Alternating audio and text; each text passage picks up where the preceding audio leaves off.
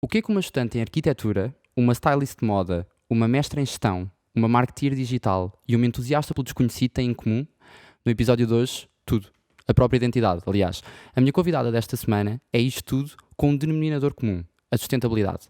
Porque aprender que se falha todos os dias é determinante para continuar a tentar. E porque a ponte com a economia é bem mais óbvio do que pode parecer à primeira vista, hoje a minha convidada é a Catarina Barreiros. Economicamente, economia na minha mente.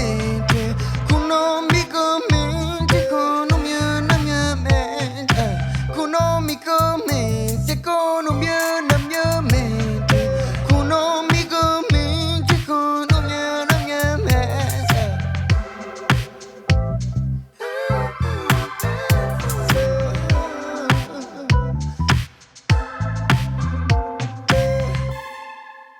Bem-vinda! Obrigada. Bem-vinda ao Fidelidade Studio. Obrigada. Depois deste tempo de setup que tivemos, que também faz parte daquilo que é a natureza de um podcast. Exato, eu sei. Por isso, se calhar, começávamos do zero, hein? Aquele trocadilhozinho. Boa, foi bom. Eu romantizei imenso este teu caminho, esta coisa do ser preciso passar por tanta coisa para se perceber que a sustentabilidade é o denominador comum entre todas. Isto foi assim tão romantizado? Olhando para trás, como diz o Steve Jobs, connecting the dots, se calhar sim. Na altura em que as coisas foram acontecendo, foi tudo muito natural e nada romantizado, pelo contrário, foi um caminho cheio de dúvidas do que é que eu vou fazer à minha vida, o que é que eu estou a fazer, estou sempre a desviar-me, estou sempre a fazer coisas diferentes e no fundo estou um bocadinho perdida. Mas olhando para trás era tudo necessário para chegar aqui, sim. Nós temos um bocadinho a ideia de que apostar em coisas diferentes e desviar-nos completamente. Tu tens aqui, não é? Arquitetura, gestão, design de moda e, portanto, há muitas pessoas normalmente que pensam que esta coisa de tentar coisas diferentes é apontar para muito sítio e não acertar em nenhum. Uhum. Mas eu acredito imenso nesta coisa de nós não termos de ser só uma coisa, por si só. Não achas que, sei lá, que às vezes precisamos de experimentar um bocadinho mais também para percebermos e direcionarmos o nosso caminho? Eu acho que hoje em dia estamos num mundo que não é um mundo em que os nossos avós e os nossos pais viveram, em que saíam da faculdade, ou não sequer iam para a faculdade, mas escolhiam um ofício, uma profissão, e era isso que faziam a vida toda. Neste momento nós temos um mundo à nossa porta. Como é que nós vamos saber o que é que queremos fazer se não formos testando e aprendendo, não é? E percebendo, ok, não é por aqui, é por aqui, não é por aqui. Eu acho que mais... Isto parece muito estúpido e é aquelas coisas que nos dizem às vezes e que nós dizemos sim, são aquelas frases feitas, mas eu acho que falhar ensina-nos mais do que acertar à primeira. Porque se falharmos sabemos, ok, não é por aqui, viramos à direita, viramos à esquerda, seguimos em frente, andamos para trás, tudo bem. Quando acertamos é de género, ok, eu agora acertei, mas será que há mais certo do que isto? Portanto, eu acho que faz mesmo parte de fazer de tudo um pouco. Aquilo que é preciso sempre focar um bocadinho é todos os desvios que fazermos não fecharem portas para outros sítios, ou seja, tentar o máximo possível que as opções estejam abertas. Foi isso que eu fui fazendo, eu fui tirando o curso de arquitetura e trabalhando em moda ao mesmo tempo, depois fui estudar gestão e trabalhava numa multinacional em moda ao mesmo tempo em marketing digital, depois fui para uma farmacêutica e ia sempre mantendo alguns denominadores comuns na minha vida. E isso foi-me ajudando um bocadinho a não me sentir completamente sem rumo e sem... Mas pronto, mas tinha muitas dúvidas, lá está, como estava a dizer. Sim, mas esta coisa do falhar está presente no teu discurso, e já lá vamos ao podcast e já lá vamos ao blog, está presente no teu discurso. Quando é que tu começaste? O que é que foi a primeira coisa, isto é assim curiosidade muito pessoal, mas qual é que foi assim, a primeira coisa em que tu pensaste, estou a falhar redondamente e tenho de acordar um bocadinho para isto da sustentabilidade? O que é que tu fez? Moda. Moda? Sim, eu, para além de trabalhar em moda, eu era altamente consumista. E era consumista em fast fashion. E, portanto, o meu marido costuma rir-se, porque quando nos conhecemos, ele dizia: se tu investisses na Inditex, na medida em que compras na Inditex, tu hoje em dia, se calhar, estarias rica. investir em ações da empresa. Sim. E ele gozava comigo e dizia: como é que alguém que lê Eugénio de Campos, tem Eugénio de Campos à cabeceira, depois vai estourar 100 euros por mês na Zara? Quer dizer, explica-me a coerência disso. Não, mas são coisas diferentes, quer dizer, eu gosto de moda, é uma coisa que mexe comigo. Mas eu falhava redondamente e comecei a perceber um bocadinho o meu impacto, e o impacto enquanto consumidora foi a moda que me deu um alerta, porque também eu trabalhei em moda durante muitos anos. E trabalhei com designers portugueses e trabalhei com retalhistas de luxo e, no fundo, eu começava a pensar que havia alguma coisa ali, em termos de paradigma, que estava errado no nosso consumo de moda. E foi a primeira coisa que eu pensei: não, isto tem de mudar claramente, amanhã, ontem. E isso implicava uma saída do teu caminho profissional na moda? Sim, ou também podia implicar um trabalho de dentro, um inside job Podia implicar um inside job. Eu, na altura, quando decidi fazer esta mudança em termos de moda, estava num retalhista de luxo, em Portugal, e comecei a perceber que, ainda assim, os gigantes do luxo tinham melhores práticas do que os gigantes do fast fashion, alguns, não todos, mas que havia muitos problemas também no consumo de luxo. Eu comecei a tentar perceber o que é que era a moda na sua essência, o que é que consistia, o que eram aquelas coleções todas que eram lançadas. E eu sempre vi a moda muito como arte, mas a verdade é que a moda também é muito utilitária. E não implicou a minha saída profissional imediata, mas implicou eu repensar um bocadinho o que estava a fazer. E implicou também, coincidiu numa altura da minha vida em que eu queria casar e queria ser mãe, e queria um futuro melhor para os meus filhos em termos de planeta do que máscaras o tempo todo, por motivos diferentes do que agora usamos máscaras. E então pensei, ok, não implica uma saída profissional, mas implica uma reestruturação do meu pensamento em relação à moda. E nesse momento foi isso que aconteceu, não foi um inside job, por assim dizer, porque eu não tinha grande poder também dentro da empresa, mas eu fazia styling na empresa e depois marketing digital, e comecei a ver um bocadinho mais a fundo o que é que cada marca fazia. Eu trabalhava com marcas como Gucci e Stella McCartney, e comecei a direcionar mais para uma Stella McCartney a nível de sustentabilidade do que para uma Gucci, por exemplo, e comecei a focar mais nessas marcas que faziam mais pelo planeta, e foi muito interessante conhecer as marcas assim a fundo. Agora, eu acho também que é uma pergunta, também é meio pessoal, mas também meio pessoal que passa a ser geral, que é, nós queremos imenso pensar em sustentabilidade, e eu acho que estamos cada vez mais a caminhar para pensarmos cada vez mais nisto, e depois já lá vamos a se é ou não algo que fica bem no currículo das empresas, já lá vamos, mas o começar, às vezes, no teu caso, implicou uma mudança de caminho. Como é que o perceber que queres mesmo fazer a diferença, e o perceber todo esse acordar que acabaste de descrever, como é que isso depois se traduz numa mudança profissional? Como é que se traduziu em, ok, vou mudar? Ok, então, eu decidi, não foi um caminho sozinha. O meu marido tem aqui um peso muito grande. Nós, quando nos conhecemos e éramos amigos ainda, ele levou-me a uma conferência da Bia Johnson, que é assim a guru do Zero Waste. E eu passei a conferência inteira a revirar os olhos. Esta mulher é louca, só pode. Ainda estava na minha fase Zara, ok? E às tantas nossa relação evoluiu e nós decidimos casar. Primeiro namorámos, não é? Depois decidimos casar. E a partir do momento em que casei, eu mudei de casa, saí de casa dos meus pais, e comecei a perceber de maneira muito franca e muito direta o lixo que se produzia. Eu de repente passei a ir às compras, como não era a minha mãe que ia às compras, era eu, e passei... E nunca tinhas passado por isso?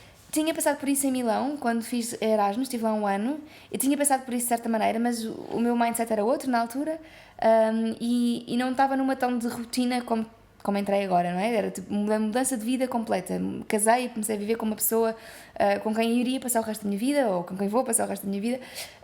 Então há aqui um chip que é: isto vai ser a minha vida sempre. Isto é permanente. Isto é permanente, exatamente. É assim que eu quero viver a minha vida. Eu tenho aqui uma oportunidade de literalmente começar do zero, porque estou a criar rotinas do zero com esta pessoa. Nenhum de nós tinha casa própria, nós saímos os dois de casa dos nossos pais para a nossa casa dos dois.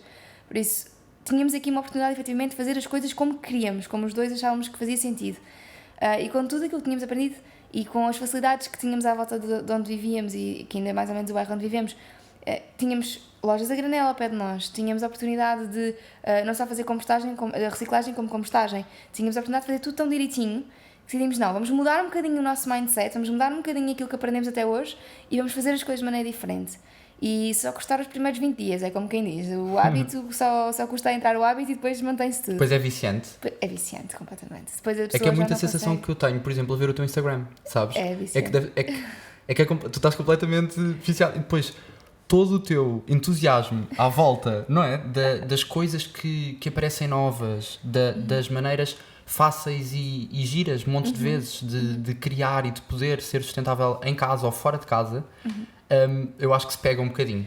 Eu espero que se pegue um bocadinho, sim. Aliás, é esse o propósito do Instagram, mesmo contagiar um bocadinho, porque as coisas são tão mais simples do que aquilo que nós fazemos pensar, também são tão mais complexas na sua gênese. A sustentabilidade é tão complexa, e tu dizias que também tem um ponto com a economia, e tem. A sustentabilidade é uma pirâmide, que é sociedade, economia e ambiente. Portanto, é muito complexo. O âmbito da sustentabilidade é muito complexo. A questão das empresas, se fica bem no currículo ou se não fica, é tudo mesmo muito complexo, mas os gestos que nós podemos adotar no nosso dia-a-dia são simples, as mudanças são simples, as coisas são práticas, são criativas, são giras, são divertidas, são viciantes, não é nada que seja impossível viver, mesmo para uma pessoa que trabalhe as horas normais de um trabalho e que tenha de levar filhos à escola. Eu tenho uma filha, eu sei as limitações que os filhos exigem em termos de tempo, em termos de consumo de vida, mas é possível, é fácil, é divertido, não é nada assim muito... É desafiante só ao início mesmo. E como é que foi então, vamos agora chegar lá, esse tal início? Portanto, o pensar, eu tenho de fazer alguma coisa, tenho de fazer parte disto. Porque uma coisa é pensar. Eu também acho romântica essa ideia de, ok, temos uma oportunidade para começar um hábito, portanto não vai ter de se mudar daqui a 15 ou 20 anos, não estou em média res, estou no início. Mas depois, tu não só começaste a mudar por ti, aliás, começaram a mudar lá em casa, certo. como contagias então, como é que passou para esse degrau, não é? Já é diferente. Ok, então, eu adoro redes sociais, acho que tem um potencial incrível, para o bem e para o mal, e sempre fui muito de, se é para fazer alguma coisa, eu se disser publicamente que faço alguma coisa, eu sinto-me responsável, mais responsável do que se fosse só comigo. Há um compromisso ali que... Então, houve um dia em que fomos fazer compras a granel e que eu fiz um post no Instagram para as poucas pessoas que me seguiam na altura, que não era tipo uma pessoa normal, ok, nas redes sociais. E disse, ok, malta, então eu vou começar a fazer esta vida assim um bocadinho diferente e mais sustentável, vou partilhando por aqui aquilo que for aprendendo, para também, se alguém quiser mudar comigo, força, sintam-se bem-vindos. Porque eu sempre tive uma questão que é, sou muito, muito, muito curiosa. Eu gosto imenso de estudar. Se 2 mestrados não o provaram já, eu gosto mesmo de estudar, seja com mestrado ou sem mestrado, gosto mesmo de estudar alguns assuntos. E queria perceber se as coisas eram greenwashing ou não. Então ia investigando a fundo, ia fazendo algumas mudanças, ia comunicando no Instagram. Às tantas a comunidade começou a crescer, eu comecei a ter algumas propostas de trabalho de parcerias, comecei a lançar os meus workshops, foram super bem recebidos. Tive uma gravidez de risco que me obrigou a ficar em casa durante 6 meses praticamente sem sair. E isso também foi o desafio que me faltava, eu estou em casa, eu posso ou bater no fundo e andar nisto numa espiral, ou posso fazer alguma coisa disto de estar em casa. E comecei a ir lendo sobre sustentabilidade, comecei a ir fazendo mais posts, fazendo coisas que me divertiam, que não eram stressantes, portanto para a minha médica estavam ok,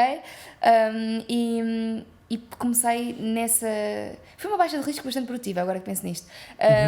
Portanto, eu estava numa empresa onde era muito feliz, numa farmacêutica, onde era muito bem tratada, onde gostava muito do que fazia, e de repente surgiu em casa esta oportunidade de trabalhar para mim, construir um bocadinho este caminho. Tinha cada vez mais pessoas do outro lado a quererem... Às tantas éramos 20.000 pessoas no Instagram, hoje em dia somos 50, quer dizer... É chocante. É engraçado. É chocante no bom sentido, não é? Sim, é o poder das redes sociais.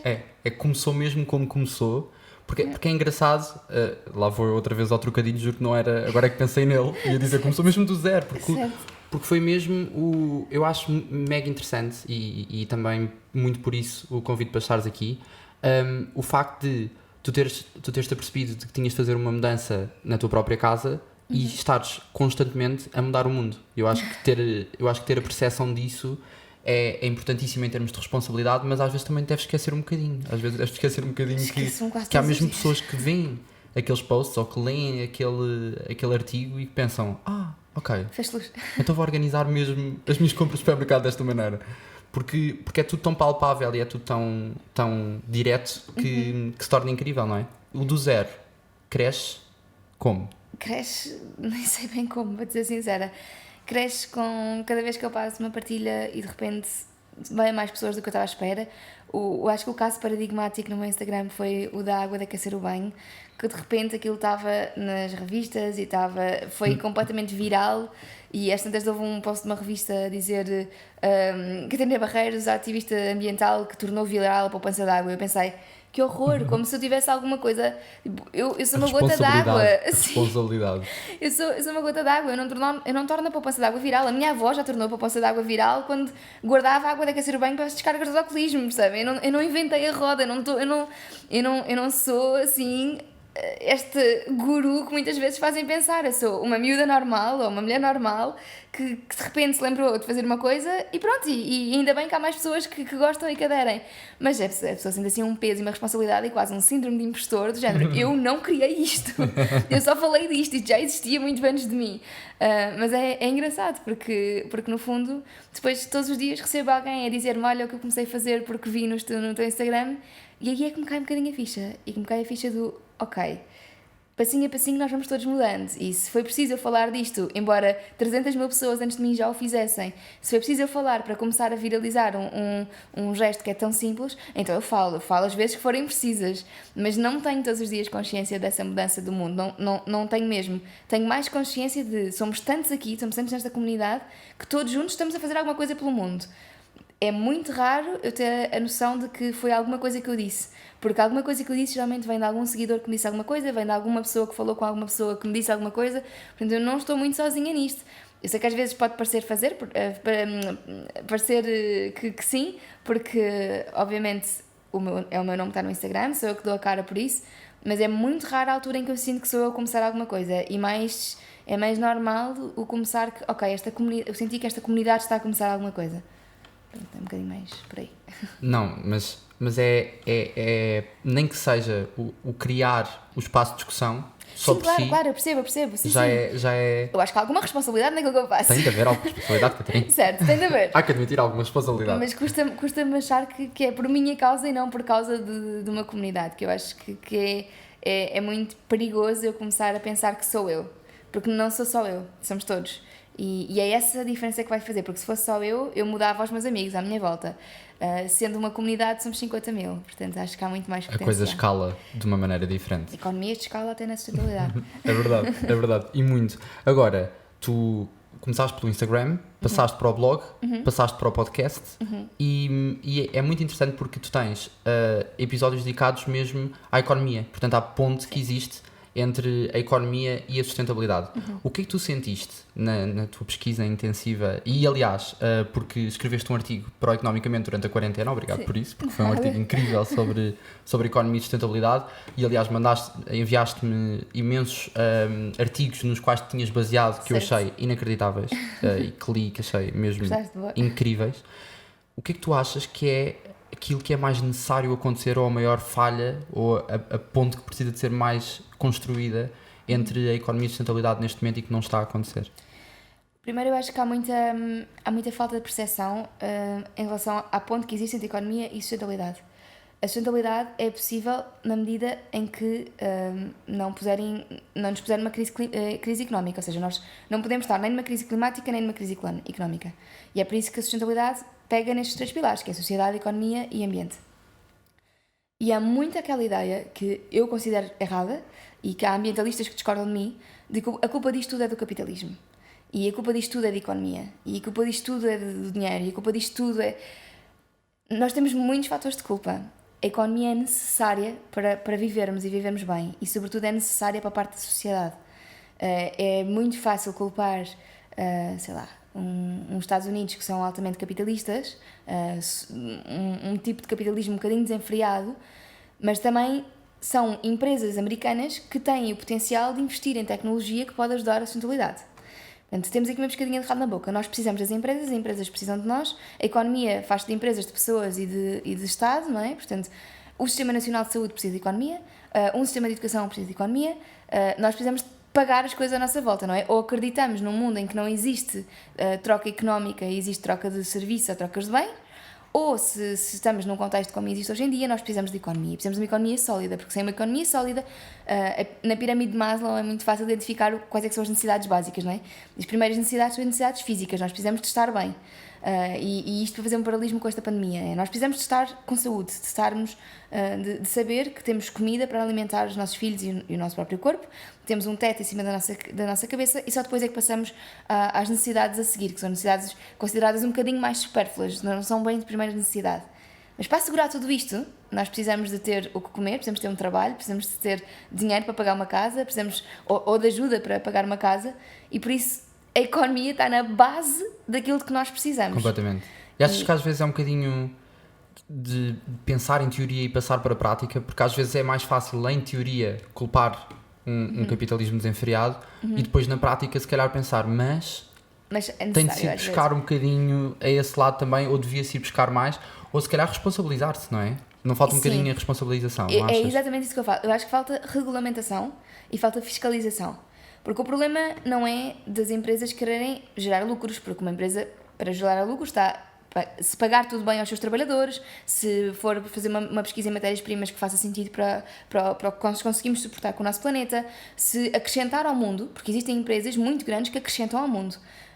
E há muitos bons exemplos de empresas que, por estarem a operar, estão a trazer mais ao mundo e ainda assim têm lucro. Portanto, é possível. É preciso uma mudança de paradigma e uma mudança de mindset, talvez nas gestões de topo das empresas. Completamente. Nós ainda há pouco tempo tivemos, na temporada passada, a Madalena Rogeroni, e a Too Good To Go é um exemplo disso também. Sem dúvida, é uma empresa que gera bem ao mundo, ajuda a melhorar a sustentabilidade e ainda assim paga às pessoas e não é uma caridade. Não é uma obra de caridade. E, portanto, eu considero que a Too Good To Go é um belíssimo exemplo de uma empresa que tem bem estruturada a questão da sustentabilidade ambiental, económica e social. Portanto, é preciso haver mais empresas assim. E é preciso haver fiscalização para as empresas que não operam desta maneira serem responsabilizadas por aquilo que fazem. Uma empresa, se for responsabilizada pelo mal que está a fazer ao mundo, se isso for quantificado em termos financeiros para uma empresa, ninguém gosta de perder dinheiro. Claro. Portanto, a partir do momento em que se perceber que economicamente não é viável ser-se insustentável, seja em termos sociais, seja em termos ambientais, uma empresa muda. E quando uma empresa muda a uma escala muito grande. Se houver uma responsabilização para uma Nestlé, para uma Unilever, se houver esta responsabilização e disserem, tudo bem, vocês podem continuar a operar assim se quiserem, têm é de pagar uma taxa por cada quilo de CO2 equivalente que emitem para a atmosfera. A partir do momento em que eles percebessem que assim iam à falência, mudavam. Posso-vos garantir que mudavam. Agora, E que era possível. Agora, o caminho também se faz construindo e não é de um dia para o outro que uma Nestlé ou uma Unilever conseguem mudar, por um motivo muito simples. Eles também têm pessoas a quem têm de pagar. Têm trabalhadores, têm muitos trabalhadores. E se calhar, obrigá-los a fazer uma mudança em 3 meses significaria despedimentos coletivos, porque seria a única maneira de eles conseguirem financeiramente suportar esses custos. Por isso, tem de haver uma relação muito estreita e muito, muito cuidada entre entidades governamentais, de fiscalização, de regulação e entre empresas.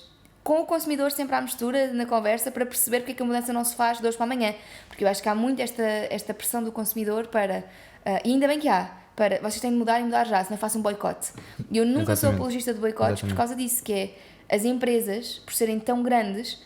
Há muita coisa que já está produzida, eles não podem simplesmente, neste momento, fechar linhas de produção. Não podem, é simples, não podem, porque isso significaria despedimentos coletivos, porque isso significaria máquinas que se tornariam obsoletas da noite para o dia e também teriam um custo esse descarte dessas máquinas.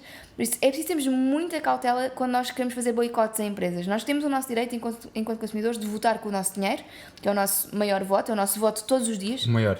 De todos. Sem dúvida nenhuma, não é? E é um voto económico. É um voto económico. Mas, efetivamente, nós... Também ter um bocadinho de compreensão, não é? Temos de ter alguma compreensão e apoiar o que as empresas fazem de bem. Porque se tiverem uma linha mais responsável de uma empresa, e se eu já comprava, se era cliente dessa empresa e mudar para essa linha mais sustentável, e se efetivamente for mais sustentável e não greenwashing, eu estou a dizer com o meu dinheiro que eu quero apoiar estas iniciativas e que estou disposta a estar do lado da empresa a apoiar este crescimento e esta mudança em prol da sustentabilidade. Agora, eu deixar de comprar diz muito pouco, é como um voto em branco, não é? Não me diz grande coisa, não é? Diz, é válido, é legítimo, é uma maneira de protesto e acho que faz sentido para algumas pessoas e em alguns contextos, mas diz-me mais eu fazer um voto um bocadinho mais radical às vezes e dizer, não, reparem, é por aqui que eu quero ir. Portanto, quem está aqui no meio que começa a perceber que os consumidores não são parvos, não estão às cegas e estão aqui a querer uma mudança real. E eu acho que é muito por aí. Eu sinto muito que não é estar contra as empresas, mas estar do lado das dificuldades que elas têm. Não sempre do lado delas, porque às vezes fazem muita porcaria e também é bom que percebam. Também precisam uns abrolhos de vez em quando. Exato. Mas do lado de, eu sei que vocês querem melhorar. É por aqui? Não é por aqui. Mas eu sei que vocês estão a querer melhorar, porque também vocês... sabem que se não melhorarem daqui a 5 anos ou daqui a 10 anos não têm matéria-prima para desenvolver os vossos produtos, ou não têm consumidores, ou não têm mercado. É importante esta... O mercado caminha muito neste sentido. Agora, resta-me saber às vezes de que lado é que as empresas estão, não é? Porque é nítido. Como é que para ti, que estás completamente dentro deste assunto, se torna mais ou menos nítido perceber se uma empresa, se está no currículo de uma empresa a sustentabilidade porque não faz sentido de outra forma, estamos em 2020, mas... por mim não lá estaria, ou realmente estamos a tentar fazer um shift para sermos mais sustentáveis? Acho que há duas respostas. Há há uma que é muito fácil para mim para identificar, que é empresas que estão há mais de 20 anos a trabalhar em sustentabilidade, há mais de 10 anos, estão efetivamente com compromisso com a sustentabilidade. Isso não significa que uma empresa que de repente nunca teve nada de sustentabilidade, de repente não queira acordar para esse assunto, obviamente. E bem-vinda, não é? E bem-vinda, e ainda bem, já se fazia tarde. Mas quando olhamos para uma empresa e vemos que há boas práticas que remontam a anos 2000, anos 90, anos 80, estamos claramente perante uma empresa que esteve com vontade de mudar quando ainda não era moda. E nesse âmbito estamos numa Pierre Fabre, numa farmacêutica, estamos numa IKEA, estamos em empresas que efetivamente há muito tempo que pensam nestes assuntos. Geralmente são empresas que lidam de muito perto com matérias-primas renováveis, porque desde muito cedo lidam com este problema das desflorestações, lidam muito cedo com o problema das matérias-primas serem produzidas em sítios que às vezes não são muito controlados em termos sociais, lidam com escravatura, lidam com estas questões todas de muito perto há muito tempo. Mesmo a Nestlé lida há muitos anos com a questão do cacau e com os problemas sociais associados ao cacau. Ou uma L'Oréal trabalha há muito tempo com uma mica, e por isso é que lançaram a iniciativa Mica Responsável. Portanto, há muitas empresas que há muito tempo estão a pensar em questões que efetivamente agora se tornam moda, mas que não eram moda. E o estar perto faz toda a diferença, não é? E o estar perto faz toda a diferença. Toda a diferença. O ver o problema, o lidar Vês com o a cadeia da problema. produção, não é? Vês a origem da cadeia da produção. Aliás, mais culpadas são as empresas que estão perto do problema e nada fazem. Exatamente, e para fecham o os olhos contrariar. e pensam, ok, quando esta floresta acabar tenho outra. Porque tem dinheiro infinito, por exemplo. Pronto, é claro que às vezes eu sou um bocadinho criticada e percebo porquê, por alguns colegas meus, por estar do lado de empresas tão grandes. E, a meu ver, existem 300 mil empresas no mundo que fazem muito, muito mal. Ou operar nos mesmos segmentos que estas que fazem um bocado melhor. Por isso, eu quero apoiar estas. Porque por cada empresa que está a fazer melhor, há 300 que não querem saber. Portanto, é preciso também, enquanto consumidores, nós vermos esta mudança. Por exemplo, vamos ver uma Danone. Uma Danone é uma empresa que, claro que produz imenso lixo. Eles trabalham em FMCG, não é? Consumer Sim. Market. É impensável que eles não produzam lixo, porque o consumidor quer iogurtes feitos, embalados para serem mais rápidos de consumir.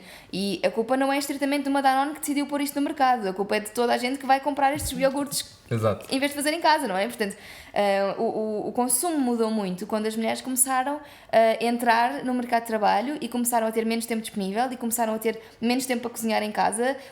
Não havia divisão de tarefas na altura das nossas avós, na altura dos nossos pais também pouca divisão existia ainda, só agora é que é óbvio que o meu marido faça o mesmo em casa que eu, e não é uma questão de ele me ajudar, ninguém ajuda ninguém, estamos Exato. os dois a fazer o mesmo.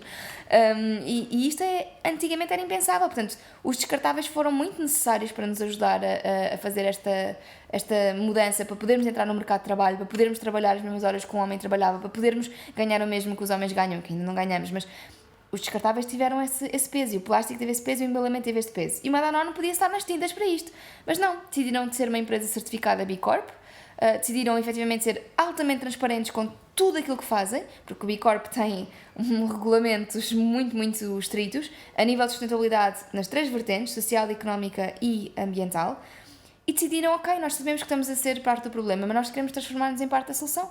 Por isso, queremos investir nisto, queremos investir neste certificado B Corp, que não é nem barato nem fácil, implica alocar pessoas para tratarem deste certificado, implica gastar muito dinheiro e implica mudarem muitas das suas práticas também. Implica analisarem toda a cadeia de produção, implica tudo o que têm verticalizado para a frente, para trás, estar altamente regulado, o que não está verticalizado, estar muito bem regulamentado, estarem os fornecedores todos bem estudados e estar a haver uma transparência sobre a matéria-prima que não existia até ao B Corp.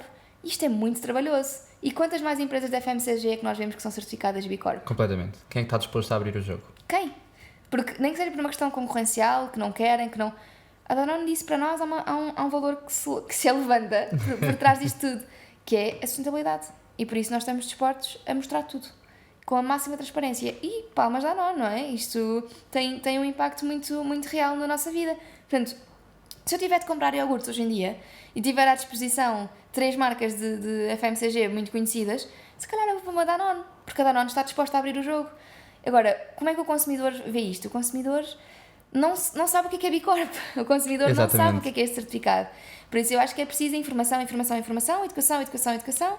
Ao mesmo tempo que temos a regulamentação, temos investimento em educação. Agora, vai ser o Estado a dar informação e educação, quando sabemos que politicamente não é muito interessante que toda a gente esteja aware destas situações. Às vezes há jeito de não sabermos. Não parece óbvio. Não parece óbvio dar-se na escola? A mim parece-me muito óbvio dar-se na escola. Não percebo porque é que não se dá. Ou melhor, percebo perfeitamente porque é que não se dá na escola. Mas são temas muito complexos. E tu pensas, quando é que vais dar na escola? Porque formação cívica não é obrigatória no secundário. Exato. Só é obrigatória, ou cidadania, como é que se chama? Só é obrigatória até o 9º ano, se não estou em erro. Ou pelo menos na minha altura era assim, não sei como é que está agora. Eu acho que sim, eu acho que continua a não ser. Mas faz-se, é que há tanta coisa em termos de formação cívica, literalmente, que é necessária, que se podia aglomerar a sustentabilidade com mais Podia 4 ou haver uma 5 cadeira de assuntos sustentabilidade. centrais, completamente. Podia ser uma cadeira apenas de sustentabilidade, que havia pano para mangas, Sim, porque em cidadania tu falas tão pouco de sustentabilidade, falas de reciclagem, reciclagem só. não falas de mais nada, não é? E O aprendes programa o que é que se põe em cada um dos contentores. que o Gervásio já sabe, não é? Quer dizer, todos nós, ok, isso é uma aula, tudo bem. E eu percebo, porque a disciplina de cidadania tem vários tópicos, por isso percebo que não se possa... Alguém tem de ensinar a dada altura, não é? Exato. Se a pessoa não sabe, pronto. Claro. Mas agora, há tanto além, não é? Sim, sim, Aliás, sim. está tudo atrás Certo. atrás desse gesto. Certo. Que, agora, da parte mais macro para a parte mais micro, as pessoas, eu acho que vou pôr uma pergunta que devem pôr tantas vezes, que é, pois há aquele argumento de, mas não é muito mais caro ir para o sustentável? Sim. É provavelmente a pergunta de sempre que me fazem mais. Desculpa por Não, isso. não, tudo bem, acho Mas ótimo é e acho aquela- muito importante falar-se dela. Se houver alguém que esteja a ouvir pela primeira vez a resposta a esta pergunta, perfeito. A longo prazo é mais barato.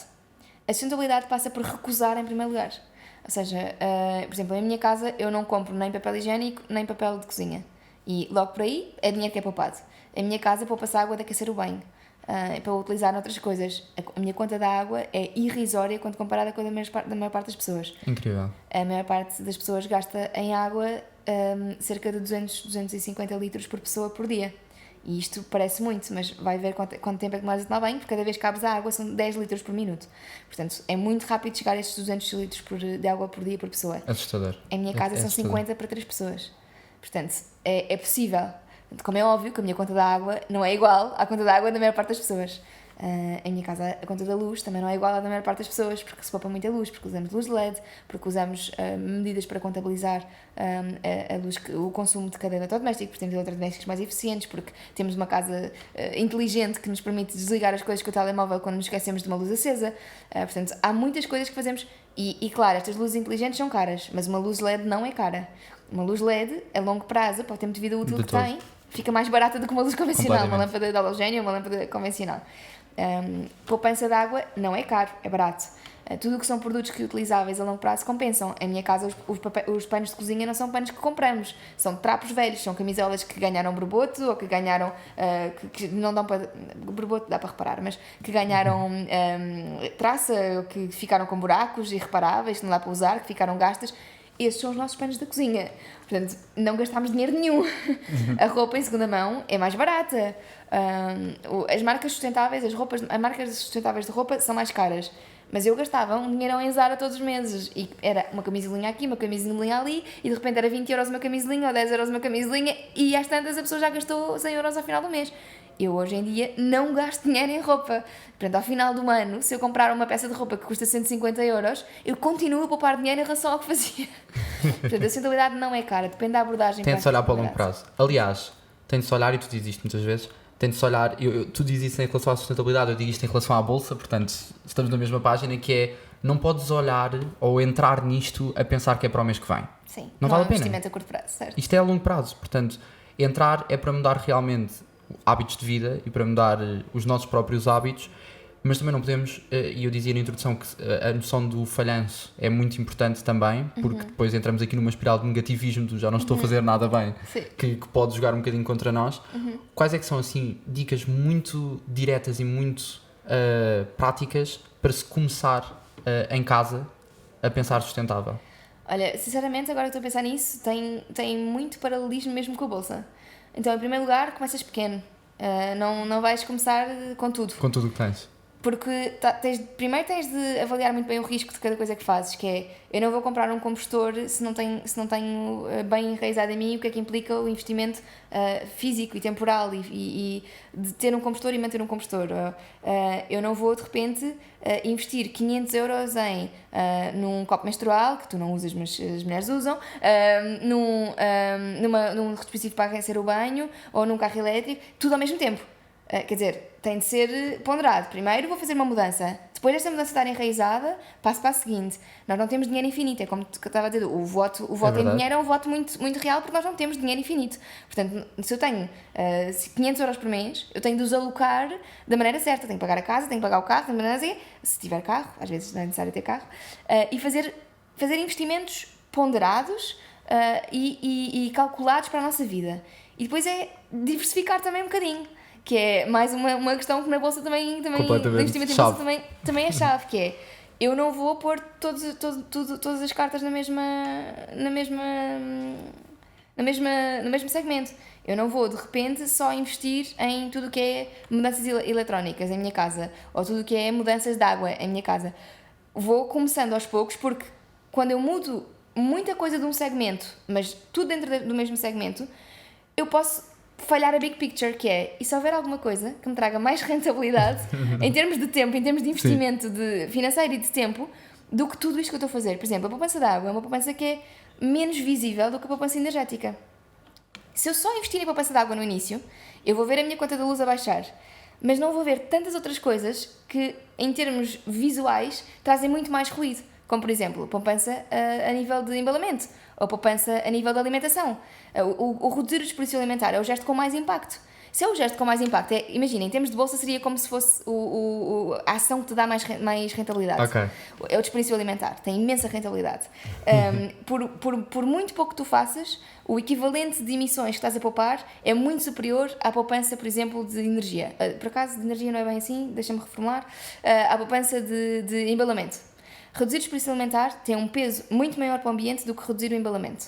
Por isso, se tu sabes isso, porquê é que não investes o teu tempo e o teu dinheiro a poupar no desperdício alimentar? Portanto, se te vai trazer mais rentabilidade, porquê é que não começas por aí?